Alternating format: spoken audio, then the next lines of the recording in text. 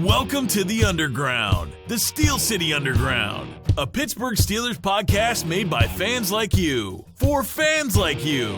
Now, here's your host, Joe Kuzma. Hello, everyone, and welcome to another edition of the Steel City Underground Podcast. I am your host, Joe Kuzma, live and well this morning. A victory Monday after the Steelers' big bounce-back game against the Kansas City Chiefs with a 43-14 butt-kicking. Let me tell you, folks, if there was ever a tale of two games, this was it. A lot of people saying redemption from last week. Several players, the entire team had a bad game last week. I told everyone to hold their horses. My cousin always gets his underwear in knots. He's worried, concerned about this game. I said, bro, relax. We've got this in the bag. You remember, and I believe I said this on the last episode, if you recall, I said the Steelers took a butt kicking like they had done in Philadelphia on the road in Cleveland 2 years ago, come back and just embarrassed the Indianapolis Colts. 2 weeks later, they got on that hot streak in 2014 that ended up winning them the AFC North at the end of the season. And this is reminiscent of one of those type of victories and comebacks that we have come to expect with Mike Tomlin, who is now 35-19 following a loss.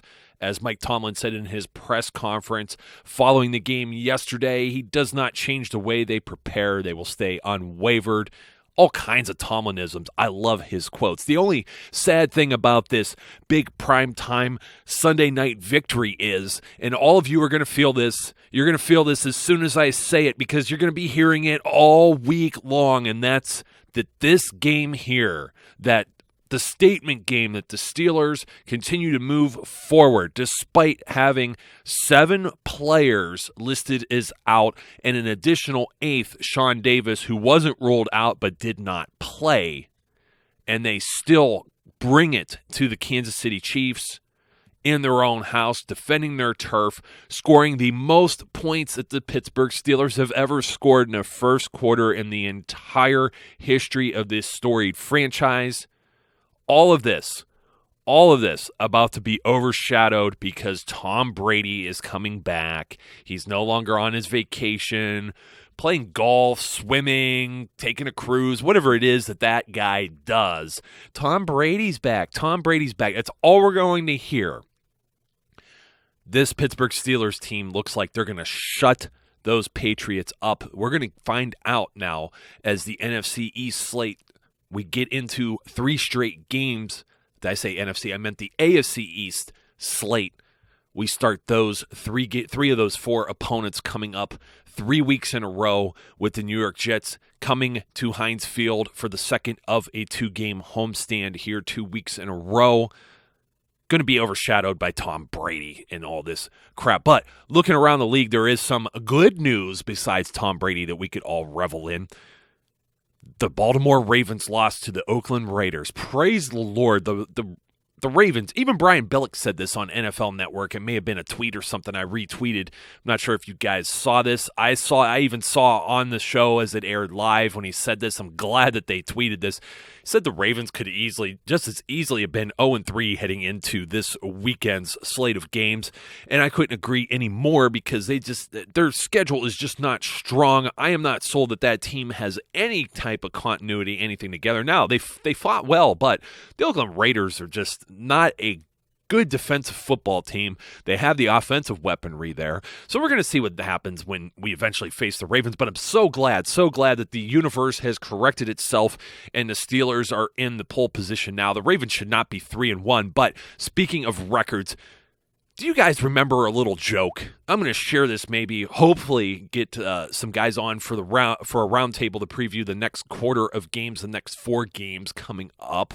Look for that maybe perhaps in the middle of this week. Let me tell you, I'm running on coffee right now. I was so jacked up last night coming back from that game. I don't know if anybody saw the Steel City Underground banner in the northeast end zone in that corner. just prime time, baby. That's all I could say. But, man, just no sleep, just all coffee. I'm sure Brian Roach, who was also there, one of the members here at Steel City Underground, he's always saying he's popped up on energy drinks. I might have to try one of those, Bri, for sure. But do you guys remember this joke? Knock, knock. Who's there? Owen. Owen who? Owen 4. Yes, the Cleveland Browns. Any Browns fan that you see, give them that knock-knock joke right back to their face. I was going to wait and use this joke with a guest and get a nice good chuckle, and I might still because you know what? It's just too good. It's too good not to use. I saw the crying Jordan face on the Terrell Pryor quote of, I think we could win all the rest of the games. And D'Angelo Williams had retweeted that towards the end of last week and said he must be talking about Ohio State, of course, Terrell Pryor's former school, and that must be who he's talking about because Ohio State blew out Rutgers on Saturday. But the Browns just continue to be miserable, and as all of you faithful listeners, I really appreciate everybody that tunes in and listens to me just harp and go on and go on and go on. This could go on for an hour today. Just a fair warning, if you have a short commute, you might have to split this podcast in half because I have so much to talk about. But man, my wife, as you know, is a Browns fan, and she just living in her misery, and the guy who was the best man in my wedding, one of my best friends, a long-time big Cleveland Browns fan, and he's just... He just says the same stuff over and over. You can't, just when you think things can't get any worse for that team, they do. And they lose to the Redskins, and they're 0-4, and that's good. And the reason I'm bringing this up is because of the AFC North. Cincinnati Bengals beat a very bad Miami Dolphins team. They could barely score on them. That team does not look like they've got their act together either. So as long as the Steelers continue this trend and don't look like they did in Week 3 against the Philadelphia Eagles and look more like the team, not just last night in the slop with the rain. What is with the rain? It's got to stop raining at Heinz Field. Let me tell you, I'm sick of getting wet. There's nothing more miserable. It could snow, it could be cold, it could be hot. I just hate wet. Wet is miserable. Sitting there, you prune up, you wrinkle up, you know. So the tale of two games here. The Pittsburgh Steelers, a week ago, suffered their worst loss since 1989, one of their worst losses in franchise history. And if not for the garbage time Travis Kelce touchdown, of which he did nothing, I will bring him up shortly, they would have had the biggest victory in the Mike Tomlin era following the worst loss in the Mike Tomlin era. That's just mind-blowing to think about the turnaround. It just goes to show you the things that can happen when you're ill-prepared, when injuries happen in the game, and just things. There's just things that shock the system and the way that you're doing things. And if you have one or two guys that are having a rough day, and then it just sets everything off that even killed there. So... oh, man, I believe the number was Ben Roethlisberger. Could he be any better? Is he going to finally get the respect that he deserves? 11 touchdowns in the first 4 games. That ties Terry Bradshaw and Mark Malone for the most touchdown passes in the first 4 games of a season in Steelers history. Okay. Ben Roethlisberger had a perfect passer rating of 158.3, both overall and when targeting Antonio Brown. 5 targets, 4 receptions, 64 yards, 2 touchdowns for Antonio, only 4 catches. That's got to sting after that Julio Jones 12-catch, 300-yard, whatever that was, that killed my DraftKings fantasy team and my standard. I'm in Yahoo leagues and everything else, too. I ran into that there, too. Wow. But at least I had Le'Veon Bell. Le'Veon Bell, just a force to be reckoned with. The top-graded Pro Football Focus Steelers offensive player this week, 79.7. Right behind him, 1 full point behind, left guard B.J. Finney, playing in place of Ramon Foster. I need to remind you again, 7 players out for this game. Might as well say 8 because Sean Davis not available. And you have B.J. Finney step up in a big way. Sammy Coates step up in a big way. First play, they go right after Marcus Peters. I tried telling everybody that Brock Osweiler just wasn't very accurate throwing the ball down the field. Middle of the field's going to be open. Deep down the sideline's going to be. They're going to be able to connect these passes, and they did. You saw AB just take that slant on the TD too. I don't even know how AB and Ben do some of the things they do. I sit there with my jaw half wide open, looking at my cousin during this game on one of those passes towards the sideline. Looks like Ben's throwing into nothingness, and all of a sudden AB turns around. It's right on his back shoulder. Just turns, grabs the ball, 2 feet, just walks out of bounds casually, just like, you're going to the checkout lane. I don't even think I could do that smooth when I'm at the grocery store. And they just do this. They just continue to do this. Just so good. Ben connects with every eligible receiver. Don't count the tackle-eligible guys. That ball wasn't thrown there. Every eligible receiver in this game. Somebody tweeted me, too. And, it's the normal yinsing that goes on. This wasn't really yinsing. I don't want to be unfair to this person that tweeted me in private. I'm not going to say who it was. But it was basically talking about the opinion for this game. And I said, if Ben connects, I think I said 5 or 6 receivers. I think at least 5. I said 5 different receivers, maybe 6 different receivers. They're going to win this game easily. And he connects with 9. I think 9 was the figure. He got every tight end. The tight ends were huge. Jesse James, Xavier Grimble with the big catch too. James with that TD. David Johnson. This guy, he might touch the ball about 8 times in a year, and he just rumbles. It just rumbles down the field. So did Bell. I mean, Bell, can anybody say anything more about Le'Veon Bell's return and his impact for this team? 18 attempts. 144 yards, 8 yards per carry average, I believe is what we got here. Let me pull this up. Yep, 8.0 on the dot. The 44-yard long kind of skewing that a little bit. He was easily over 5 per carry. And then you have Bell also targeted 6 times. He caught 5 of those for 34, including a long of 17. He only lined up as a wide receiver coming right out on that first position. You know what I love now? I used to complain and whine and yins about this all the time.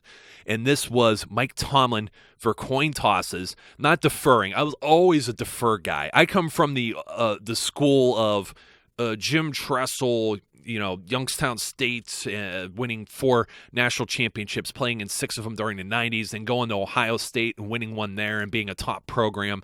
And that guy would defer all the time. And I want to say Bill Cowher deferred all the time. Growing up in the 90s, those coaches at the pro and college levels that I followed closely, it was that conservative, pound the football running, of course, with Bettis when he was there. And how about after the game? Sidebar here. I bump into a fan that's wearing an Amos Zaraway jersey. How freaking cool is that? Famous Amos. And all I could think about was Myron Cope, who we all love. Yoy! Famous Amos! And that was probably a really bad Myron Cope impression, but I had to do it. I love the old Myron Cope. Man, is he missed or what? One of a kind. But deferring for this coin toss, Mike Tomlin, getting the ball to start the second half. We don't need the ball first all the time. Go 3 and out, and then dig yourself a hole, and then the other team gets the ball to start the second half and then deflates you even more. That's another jab. Every time I say deflate, I think of Tom Brady. Hey, he's back. Don't let me be the only one to tell you that. So, quarterbacks, guys who need some respect here. How about all the people that were complaining and saying, Ben Roethlisberger is terrible, retired, old, washed up? You should see the hate that was out there after this Eagles game. Are you feeling the same way now with a 152.5 quarterback rating? 22 of 27, 300 yards on the nose, 5 touchdown passes. Not 1, not 2, not 3, not 4. Just 1 under a dozen with 5, or half dozen with 5. Jeez, oh man. And like I said, 9 different receivers. He's just slinging it around like this is the Sandlot. It makes it look so effortless. And there's people saying this guy should, and people were saying Bell should have been cut before this game too. I'm so glad we were talking about this the last roundtable with Jeff Hartman and Neil Coulong. As I said, I hope to have them on again sometime this week to preview the next 4 games. And when we were talking about the first 4 games, we talked about this game specifically with Bell coming back and whether or not the Steelers would introduce the offense and whether people would be upset and angry and mad and boo Bell. I didn't see any of that. Good for you. Stay classy, Pittsburgh, because you know what? I think we know there was an injustice done there. We're still yelling Heath for Jesse James, by the way. I was trying to yell James, and everybody's still yelling Heath. I think it's cool either way. I mean, what does it matter? So I think it's surprising also to see that, true to all the speculation and things that we have said and heard and read, and it's happened the last year as well. Would we see Bell and D'Angelo Williams in the same backfield? I saw some pro set stuff back there with two backs. I haven't seen that for a long time with the Steelers, and basically all they do is just motion out Bell. And they motion out D'Angelo too. They'll leave it empty back there. I thought very, very, very interesting. Who are you going to cover on this Steelers team when everybody's catching the ball? It's just, there's nobody you can cover. They're incredible on offense. Like I said, Sammy Coates, they went right after Marcus Peters right in the first play. And speaking of being aggressive, too, how about going for two on the first touchdown?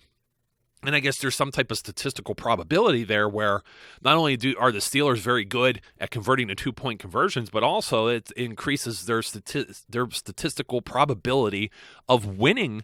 Because now the other team's like, oh, man, we just can't, kick this extra point and tie the game. Now we have to go to it, and I don't think there's going to be very few teams in the NFL can match this firepower on this offense.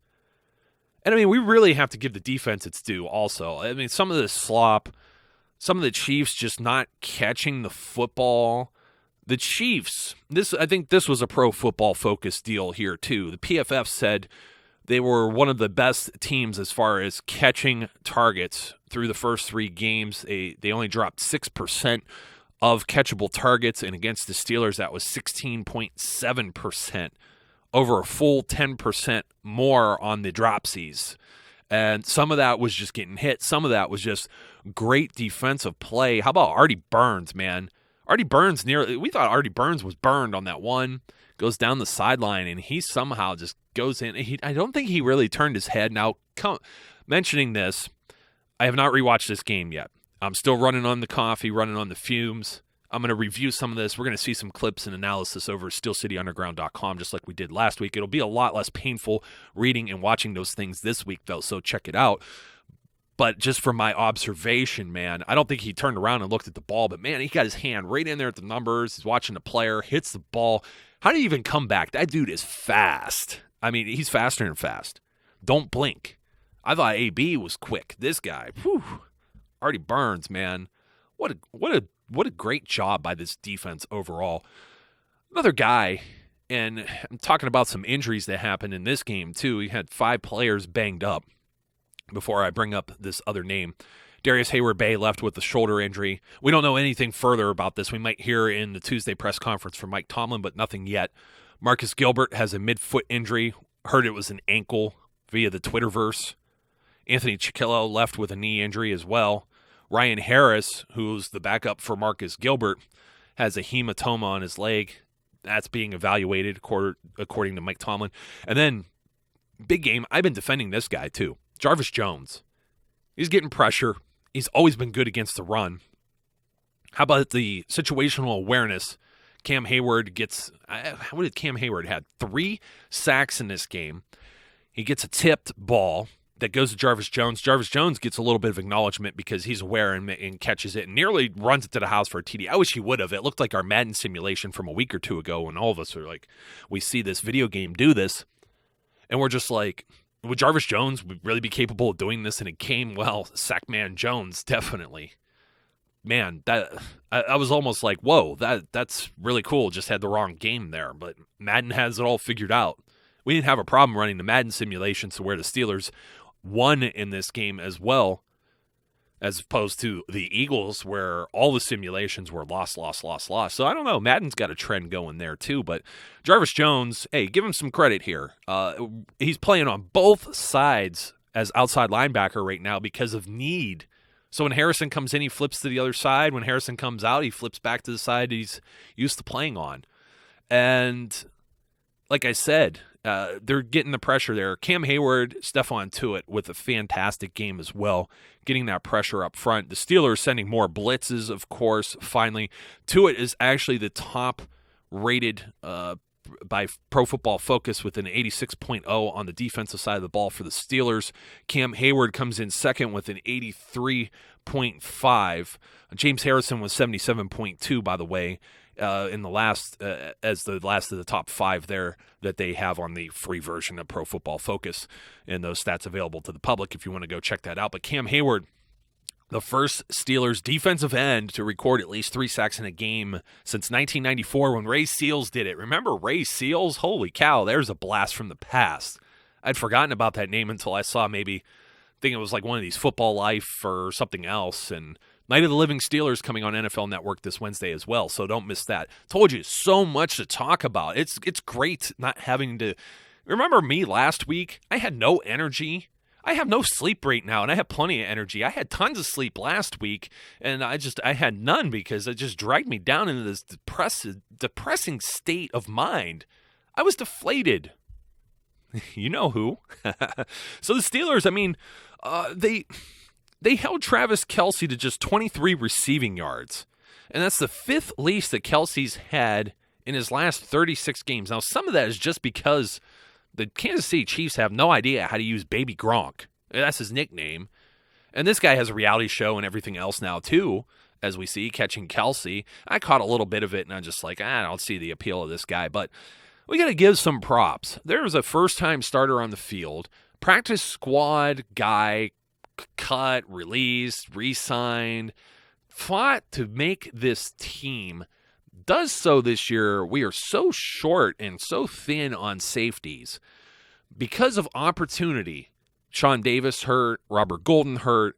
Jordan Dangerfield comes into this game, first-time starter, undrafted guy, another undrafted contributor, by the way, and gets the 3rd highest defensive grade from Pro Football Focus with a 78.3, just edging out William Gaze at 78.1 to round out that top 5. How about Jordan Dangerfield? He had a very good game. It's not often that we were all worried. Weren't we worried about all these injuries and affecting this? This is what Jordan Dangerfield contributed on the defensive side of the ball. Before we get to my other man, Vinny, Jordan Dangerfield plays 68 snaps. He's just a few shy from playing all the snaps in this game. And he was targeted just twice, and he allowed only 1 catch for 3 yards. Isn't that crazy? And then we have another fill-in. Ryan Shazier, everybody is thinking Pro Bowl caliber player right now. He's missed 12 of the 36 games he's been eligible to play in his 3rd year or so in the league. And he's out. He's the defensive play caller as well. He's the QB on the defensive side of the ball. Vince Williams comes in, has 15 tackles. He has 6 run stops, which were the most of any player, regardless of position, so far this week. Sorry, that was a typo on Pro Football Focus. I was reading it verbatim off of this list here. So I don't mean to parrot everything that they have on there, but there's just some really, really tremendous stuff when it came to Dangerfield and Vince Williams and, of course, the defensive ends. And it blows my mind that if you were to pick, you get substitutions too, but you say the 11 guys on defense, we'll say 14 if you're subbing some guys in and out like Javon Hargrave, who he got a lot of push too. I chuckled pretty good. There was a running play near the end of this game, and I want to say it was maybe Spencer Ware or Niall Davis runs into a wall of Dan McCullers and Javon Hargrave. I'm going to try and find it because it looked like a cartoon. It looked like the guy got swallowed by the mammoth man that is Big Dan. Just unbelievable. Unbelievable. So the Steelers coming out with this huge, huge, huge victory here. You can't be anything but pleased with how they played. Of course, coming out big to start the first quarter makes the other 3 quarters very much so more easygoing. I mean, the defense came out. They're on fire. They piled up, I believe, 4 sacks in this game. They held the Kansas City Chiefs. It shouldn't even been 14 points, to be honest. I mean, let's be honest. you look at the Chiefs. The Chiefs actually had like all these crazy statistics, but like I said, their offensive line, they play basically the same offense, and I guess this is part of the we corrected it type thing. They play basically the same type of offense that the Philadelphia Eagles chewed up the Steelers defense with a week earlier. And they were still fairly efficient. They were 8-17. But by the time this whole game, this is very hard to evaluate just by statistics. It's one of those things where you look at the box score and you're just like, well, the Steelers were only 6 of 11 on third down. And this was just chew up the clock, play prevent style defense, don't give up anything big. And they didn't. And the Steelers get 4 sacks in this game. And they basically hold the Kansas City Chiefs to basically next to nothing as a running football team. I think Spencer Ware, having come into this game, was second in the league in all-purpose yardage. And Jamal Charles, this was to be his return game. And Jamal Charles did not play a whole lot. He got 2 carries for 7 yards, and that was about it. Oh, this is it right here. I think Niall Davis with a -2 on the only carry that he got as well.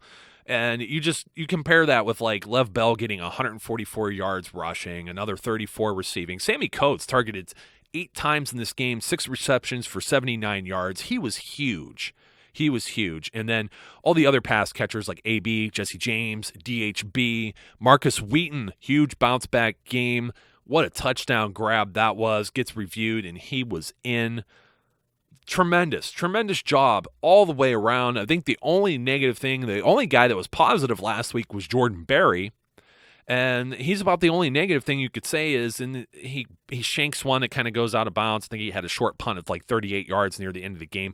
It's wet. It sucks. He's not going to kick it anywhere near Tyreek Hill. Tyreek Hill, what a stand-in he is for the Chiefs. Had DeAnthony Thomas as a good return man. Their special teams is just excellent in general.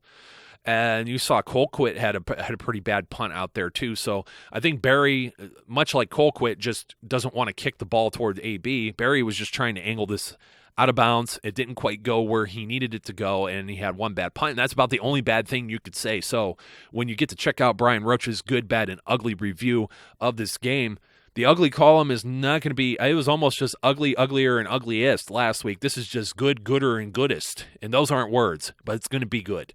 So just taking a look real quick at the snap counts of the Steelers that played 100% of this game. Marquise Pouncey actually came out at the end of this game. My boy Landry Jones gets in, and then there's a bad snap, and I'm sure Steelers Nation was like, oh, just rolling their eyes. But that was actually Chris Hubbard snapping the ball and not Marquise Pouncey. Little bit of room for concern there, but the game's already out of hand, and already the Steelers they're walking away with a victory no matter what happens there. But still, it makes you kind of cringe. But Big Al Alejandro Villanueva, David DeCastro, BJ Finney playing 100% of the snaps, 59 of those plays on offense, equating to a full 100. Marquise Pouncey plays 56 of those snaps, and Ben plays 55. AB's out there for 52, as is Bell. Jesse James plays 51. So you see most of the big-time starters there in that 90% range. Ryan Harris ends up coming in for about 36 snaps, 61% of this game. The next wide receiver, and this may surprise you, Sammy Coates gets 33 snaps for 56% out there. Gilbert, of course, coming out because he was injured. David Johnson, Marcus Wheaton ends up only playing 21% of this, or 21 snaps. Darius Hayward-Bay is out there for 18. So the Steelers mixing up with the wide receiver core, as we could see on the defensive side of the ball. 4 players play the entire game. That would be Mike Mitchell, Ross Cockrell, William Gay, and Lawrence Timmons. Vince Williams is out there for all but 3 snaps. Jordan Dangerfield next with 67-89, which is 89% of all the plays. And Artie Burns out there as well for 64, just 11 shy of playing the full game. And then Tuitt and Hayward play 72% and 77% of the game, so they got a breather as well, which is much needed. You got to see Javon Hargrave out there for 35% of the snaps, and Ricardo Matthews as well. Ladies and gentlemen, I could rattle off statistics all day long. I'm just glad we finally got to see some pressure. We got to see some blitzes. We got to see some base package Steelers defense. We got to see Big Ben rock and roll. We got to see AB do a little dance, and probably he gets a penalty flag for it again, even though Emmanuel Sanders does not. And Emmanuel Sanders can't figure out out why Steelers Nation would say we wanted him fined too. Hey, if you're going to twerk and you're going to work it, you're getting a fine. It's the way it should be, but apparently it only matters when you're Antonio Brown. Maybe Dancing with the Stars raised his profile. I don't know. But ladies and gentlemen, we'll be back later this week. Hopefully have some great guests on previewing the next 4 games of the season. And then, of course, the full in-depth look at the Jets, who have been absolutely bad. Until then, be safe, be good, and I will catch you later. We would like to thank you for listening and remind our listeners to follow us on social media and our website, www.steelcityunderground.com.